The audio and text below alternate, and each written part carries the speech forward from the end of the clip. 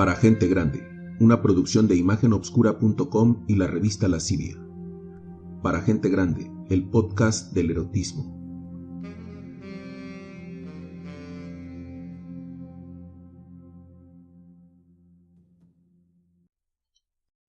Esta semana en Para gente grande, en la sección Estilos de vida, incesto, cuando el amor fraterno se vuelve carnal.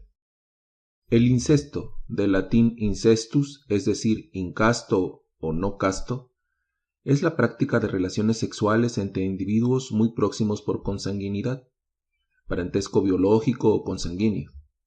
Se califican como incestuosas en todas las culturas a las relaciones sexuales entre hermanos, entre madres o padres y sus hijos, entre abuelos y nietos, y así todos los ancestros consanguíneos con sus descendientes. También, aunque la consanguinidad es menor, en muchas culturas se consideran incestuosas las relaciones sexuales entre tíos y sobrinos y entre primos consanguíneos. Cabe aclarar que el presente tema plantea el incesto como las relaciones consensuadas que pueden existir entre adultos. El abuso a menores es y seguirá siendo un delito al cual de ninguna manera apoyo o promuevo.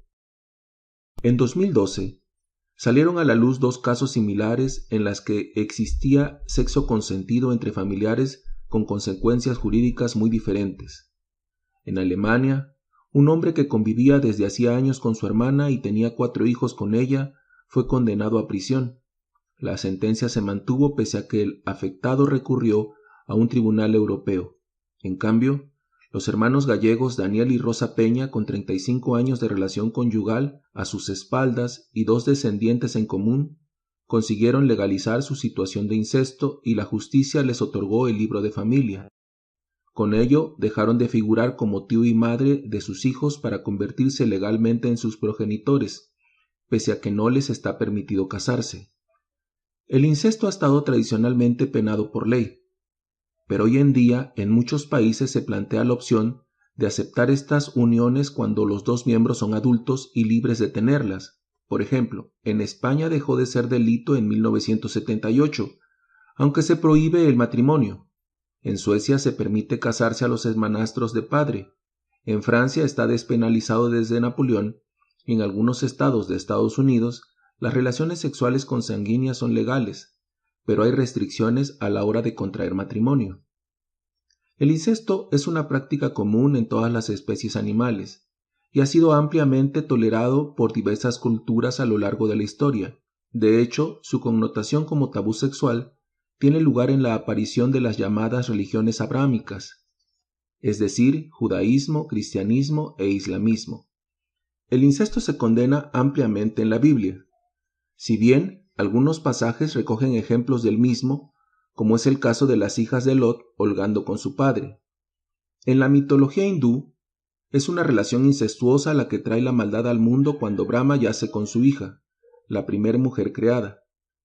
Aunque el llamado Pali Canon no es especialmente explícito sobre el tema, tampoco en los países de tradición budista se toleran las relaciones sexuales entre parientes de primer grado, padres, hijos o hermanos, y sin embargo, los faraones del antiguo Egipto solían desposarse entre hermanos y las dinastías incas del Tahuantinsuyo también mantenían esta práctica, igualmente habitual en culturas tribales de África. El incesto, como apareamiento sexual y realizado de forma consentida, ¿es en sí mismo bueno o malo? Interesante pregunta. En primer lugar, conviene recordar que la biología no contempla en sí misma valores morales. Los impulsos primarios de los seres vivos son comer, reproducirse y dormir. Punto. Son los valores religiosos y culturales de cada sociedad histórica los que determinan la moralidad de los actos humanos. Una de las razones en contra del incesto esgrimidas por las culturas que lo han condenado es la genética. Los individuos nacidos de las uniones entre parientes de grado próximo tienen más posibilidades de desarrollar taras genéticas que los nacidos entre individuos sin lazos consanguíneos. De ahí que las religiones correspondientes a pueblos belicosos y guerreros como el judaísmo o el islam lo condenen. Para hacer la guerra con los vecinos, mejor producir los mejores guerreros. Curiosamente, muchas de las culturas que favorecían el incesto de sus monarcas lo hacían para preservar los orígenes genéticos de los mismos. El faraón y el inca eran descendientes directos de los dioses y por lo tanto no podían mezclar su sangre con la de los simples mortales, sino que debían preservar dicha herencia sagrada. El problema reside en que varios estudios avalan que los trastornos genéticos derivados de las interacciones sexuales endogámicas se manifiestan luego de relaciones generacionales continuas y no de hechos aislados sin correlación directa. En efecto, un estudio del profesor Alan Beatles del Centro de Genómica Comparada de la Universidad de Murdoch ha demostrado que los hijos nacidos producto de una interacción de primera generación entre primos o hermanos tenían pocas probabilidades de padecer defectos genéticos, luego de revisar 48 casos en 11 países. Concluyó que los riesgos de sufrir algún tipo de enfermedad genética eran del 2% en las parejas sin relaciones de consanguinidad y de un 4% en parejas con vínculos consanguíneos, donde solo un 1.2% padeció mayores tasas de mortalidad infantil. ¿Y la psiquiatría occidental cómo clasifica el incesto? No existe consenso sobre el tema entre los psiquiatras occidentales. Mientras que los profesionales de clara orientación cristiana consideran el incesto como resultado de una obsesión sexual incontrolada, son cada vez más numerosos los psiquiatras que niegan el término normalidad en cuanto a sexualidad se refiere y consideran el incesto de mutuo acuerdo como una práctica sexual más. Ahora bien, ¿cuándo el incesto es abuso sexual y cuándo es consentido? No existe una respuesta fácil para esta pregunta, porque muchas relaciones incestuosas pueden iniciarse con una cierta coacción y violencia al principio, y derivar en una relación placentera con el tiempo. Los doctores Mureta Reyes y Quirós Pérez de la Universidad Nacional Autónoma de México coinciden en que el incesto se genera en la mayor parte de los casos con una violación. Sin embargo, coinciden igualmente en afirmar que conforme pasa el tiempo, la víctima inicial entra en una fase de aceptación y no solo no evita, sino que busca adrede situaciones en las que se produce el incesto. En muchas ocasiones, la relación incestuosa no implica necesariamente la penetración. Se dan numerosos casos en que las hermanas masturban a los hermanos y viceversa, e incluso entre madres e hijos. Puedo mencionar que cuando vivía en Canadá, conocí a una mexicana que había tenido relaciones incestuosas con su padre. Sin embargo, ella recordaba estos momentos más que con dolor o trauma, con un enorme cariño y una enorme nostalgia. No solamente no fue un hecho traumático, sino placentero, ya que siguieron manteniendo relaciones sexuales hasta que uno de los dos sintió la necesidad de dejar de continuar esta práctica. ¿Y qué pasó con el hombre de Alemania? En septiembre del 2014, el Consejo de Ética de Alemania, órgano oficial que informa al Bundestag, recomendó que las relaciones sexuales entre hermanos adultos dejara de ser un delito. Dicha recomendación siguió a una decisión del 2012 del Tribunal Europeo de Derechos Humanos, por lo que se confirmaba la sentencia condenatoria del hombre por haber mantenido relaciones sexuales con su hermana. Ese hombre ha cumplido varios años de cárcel por su negativa a abandonar la relación. Su hermana, considerada menos responsable, no fue encarcelada. El incesto entre adultos no es delito en todas las jurisdicciones. Como ya se comentó, en Francia se abolió su carácter delitivo cuando Napoleón introdujo su nuevo Código Penal en 1810. El incesto consensual entre adultos tampoco es delito en Bélgica, los Países Bajos, Portugal, España, Rusia, China, Japón, Corea del Sur, Turquía, Costa de Marfil, Brasil, Argentina y varios otros países de Latinoamérica. El Consejo de Ética se tomó en serio su investigación. Su informe, actualmente disponible solo en alemán, comienza con el testimonio de quienes han mantenido una relación prohibida, en particular los hermanastros y hermanastras que llegaron a conocerse siendo ya adultos.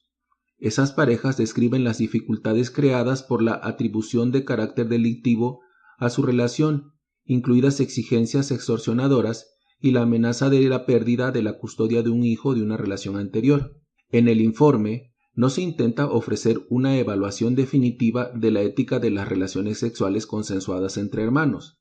En cambio, se pregunta si existe un fundamento suficiente para que el derecho penal prohíba dichas relaciones. Señala que en ninguna otra situación están prohibidas las relaciones sexuales voluntarias entre personas capacitadas para decidir sobre sí mismas.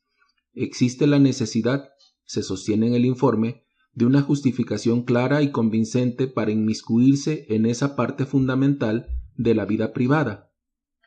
A raíz de este caso, el Consejo de Ética asesor de la canciller Angela Merkel recomendó a Berlín que la ley que penaliza el incesto consentido entre adultos debe ser derogada. Que cada uno saque sus propias conclusiones. Una cosa es clara: el incesto, como tabú sexual, ejerce una innegable fascinación en la psique humana.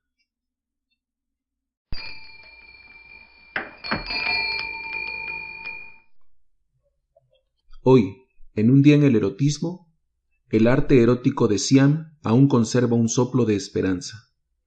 Las paredes de los templos del antiguo reino de Siam, actualmente Tailandia, mostraban la vida cotidiana de sus habitantes con numerosas referencias sexuales, un erotismo hoy olvidado en la moderna Tailandia y confinado a un pequeño museo privado de Bangkok.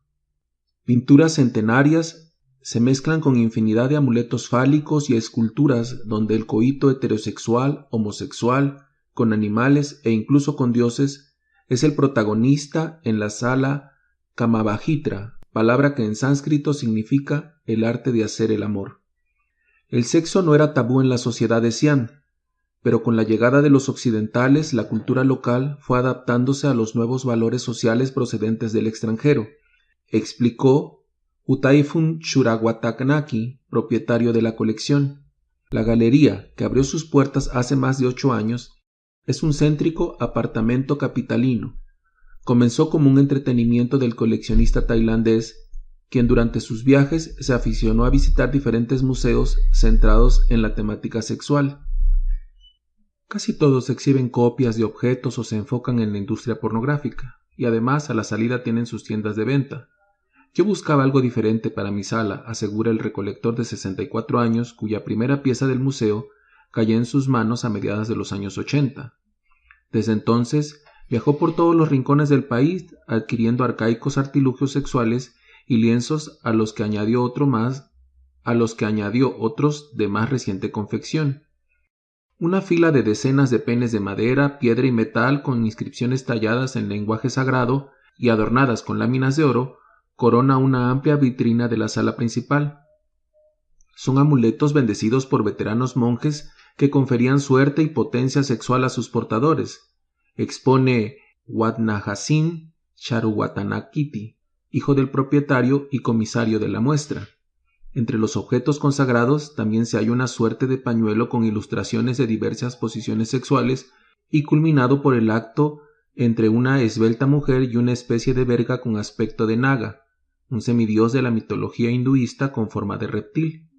En 4 pequeñas habitaciones ambientadas, según los diferentes estratos sociales de la época, nobleza, guerreros, siervos y esclavos, ilustra que a pesar de las diferencias económicas, todos practicaban el sexo con asiduidad.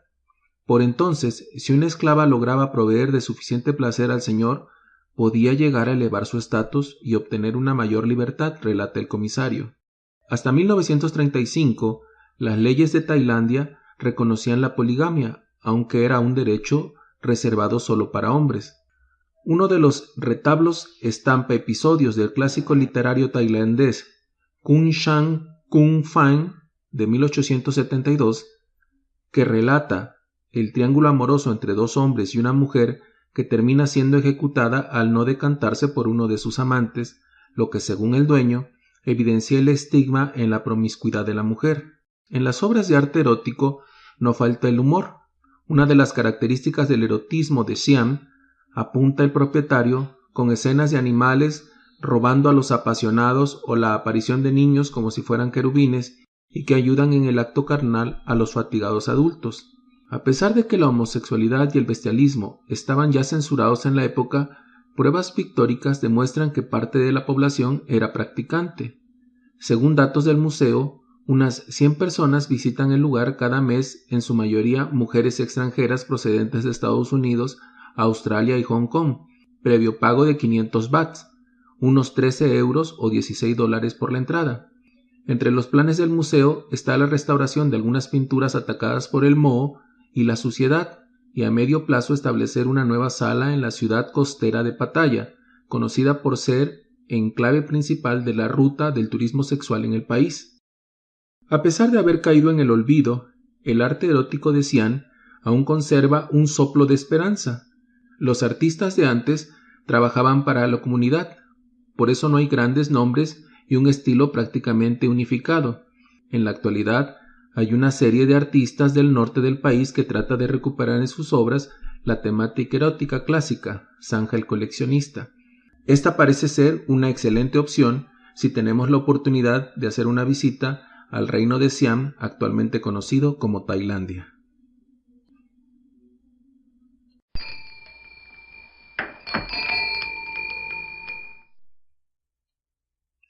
Esta semana en recomendaciones para gente grande, la película La Inmoralità de 1978, la novela gráfica La Superviviente de Paul Guillon y el libro Diario de un incesto de escritora anónima, publicado el pasado verano.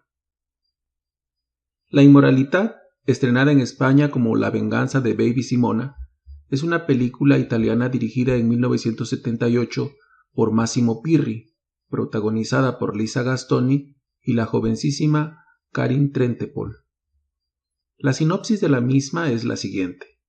Federico Anselmi, después de haber violado y asesinado a una niña, entierra el cuerpo y huye en un camión. Él es perseguido por la policía y obligado a escapar por el bosque. Herido en el brazo por un disparo de un arma de fuego, llega cerca de un parque y allí es rescatado por Simona, una niña de 12 años que vive en una villa con los padres. El padre de Simón es un hombre paralítico que pasa sus días en soledad rodeado de colecciones de armas y relojes. Su madre Vera es una mujer insatisfecha, que se siente prisionera de su marido y trata de mitigar sus tormentos entregándose a otros hombres. Simona conduce a su huésped a una parte de su casa donde estará protegido de estos perseguidores, y entre los dos nace una amistad cómplice. La insistencia de la policía y un grupo de cazadores de recompensas despiertan la sospecha de Vera, y al encontrar al asesino oculto en el refugio donde lo tiene Simón, la mujer trata de revertir la situación a su favor, proponiéndole eliminar a su marido a cambio de silencio. A continuación, el ocultamiento de Frederick toma lugar en el interior de la villa, con la complicidad de Vera y de Simón. Aprovechando la ausencia momentánea de su madre, Federico entra en el cuarto de baño donde Simona está por bañarse. Sin ningún temor, la chica sale de la bañera y se echa en la alfombra, completamente desnuda, y lo invita a poseerla. Y hasta aquí me quedo con la sinopsis. Esta película es una mezcla de algunos géneros que van de la tragedia isabelina al melodrama y la novela de folletín. El personaje sobre el que recae esta dura y angustiosa historia es la joven Simona, de 12 años, que el director Massimo Pirri ha descrito como cruel y demoníaca. Después de haber sido testigo de unos hechos incalificables realizados por su familia, la joven comete delitos horribles. Película que en su momento generó polémica por el desnudo integral de una menor de edad y por la relación que se entabla entre la protagonista y el criminal que está huyendo. Una película que en tiempos actuales sería difícil que se filmara. Me recordó en cierta forma, y guardando las distancias, a El Profesional, la película de Jean-Luc Besson, que comúnmente se le conoce como León, en donde se entabla una relación similar entre la joven Natalie Portman y el actor Jean Reno. Esta es mi recomendación para esta semana. Ahora hablemos de la novela gráfica La Superviviente de Paul Guillon. Con la desaparición de Paul Guillon, el cómic francés perdió a uno de sus últimos clásicos, un reverenciado gigante del noveno arte considerado como el gran continuador de ese estilo de dibujo de elegante realismo que tuvo en los americanos Alex Raymond o Stan Drake a sus grandes exponentes. Parisiense de pura cepa, su infancia estuvo marcada por continuos problemas de salud que no le impidieron obtener excelentes resultados académicos y sobre todo por un fuerte carácter rebelde que le llevaría a salir de la escuela de diseño industrial para comenzar estudios artísticos en las artes gráficas de París, bajo la dirección del pintor realista Henri Cardiot. Durante la Segunda Guerra Mundial, comenzó a destacar como ilustrador y caricaturista en revistas como Samedisor, Cesor o Gavroche, pero tras el fin de la contienda dirige sus esfuerzos hacia la historieta, entrando a formar parte primero de Cock Hardy para luego pasar a la famosa revista Valiant. Para esta editorial continuaría primero a la serie Fifi, Garce du Marquis, para pasar después a L'Île Blanche de Roger. La superviviente de Paul Guillon explicita estos contenidos, incluyéndose por derecho propio entre los cómics de ciencia ficción más interesantes de su época. Escrita entre 1985 y 1991 para Le Code Savage, tras haber ganado Guillon el premio de Angoulême en 1982, un año después de que lo ganara Moebius, y una vez ya alcanzada la fama gracias a su saga de space opera Los náufragos del tiempo, junto con Jean-Claude Forest, otro de los históricos del cómic fantástico francés, se permite una obra más personal, con escasa acción, páginas de grandes viñetas sin apenas desarrollo e intensos momentos de turbación dramática, gracias sobre todo a la figura del niño Jonás. El dibujo, un tanto amanerado que no consigue combinarse bien con el color, por lo que resultaría más eficaz quizás en el poderoso blanco y negro de las historietas de ciencia ficción para adultos de la época, es sin embargo perfecto para abordar el personaje del androide Ulises, un robot mayordomo programado para servir en un hotel y cumplir los deseos de sus clientes humanos, incluidos, pese a su aspecto de chatarra vieja, los sexuales. Cuando la protagonista, la superviviente, Aude Albresby, sola en un país habitado por cyborg sirvientes, policías aduaneros, dependientes de negocios, etc., decide instalarse en el hotel de lujo Crillon en la Plaza de la Concordia y vivir sumergida en la desesperación porque es la única que puede beneficiarse de ello, toma los servicios de Ulises. El cyborg toma conciencia de su naturaleza objetual, se ve a sí mismo como un artefacto y no desea hacer otra cosa que ello, pero entonces opone de manera brutal su naturaleza a la orgánica y volitiva de los seres humanos, superando la funcionalidad y volviéndose un objeto de lujo que domina, fuerza, inspecciona y se obsesiona con los humanos, comprendiendo que ellos ya no pueden desarrollarse sin él y los otros robots, sobre todo en el mundo que plantea Guillon. La novela se divide en 4 tomos y, según mi criterio, es una novela digna de leerse y de apreciarse. Por último, en recomendaciones, un libro bastante osado que se llama Diario de un incesto. Diario de un incesto es la historia real contada en primera persona de una mujer que estuvo sometida a abusos sexuales y maltratos por parte de su padre cuando aún era una niña. Es la anatomía de una mente rota, la radiografía de un alma herida y, sobre todo, una visión privilegiada de cómo alguien intenta sobrevivir y cómo se relaciona con el mundo. La autora cuenta su historia sin adjetivos ni metáforas de ningún tipo. El horror primero tiene la cara de su padre y después la de todos aquellos que acaban utilizándola.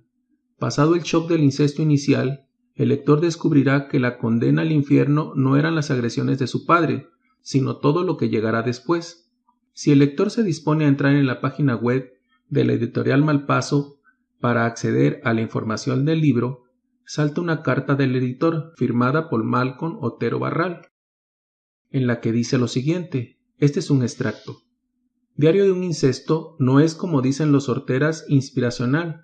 La autora no busca comprensión ni compasión, ni siquiera tu empatía. Lo cuenta tal y como fue, en un ejercicio crudo de sinceridad, sin literatura, sin embellecimientos, hechos, sentimientos y más hechos. No hay nada melifluo, solamente prosa seca, despojada. Es un retrato al natural de un ser humano roto por dentro. Una vida en la que la autora, la protagonista, toma las decisiones que seguramente nunca tomaríamos nosotros. Un libro que no se parece a ningún otro, un libro necesario. Después de haberlo leído, el relato es un relato crudo, lleno de detalles que en algún momento llegan a incomodar, pero que como ejercicio para liberar su alma es una descripción gráfica y explícita de lo que una persona que ha sufrido abuso desde su más tierna infancia recuerda y refleja en su vida. Por hoy es todo. Nos estaremos escuchando la próxima semana.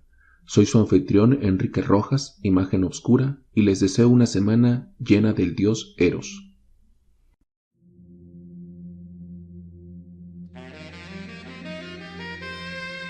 ¿Tienes una historia u opinión que compartir con los demás? Para Gente Grande te invita a colaborar. Visita www.imagenobscura.com o nuestras redes sociales y comunícate con nosotros.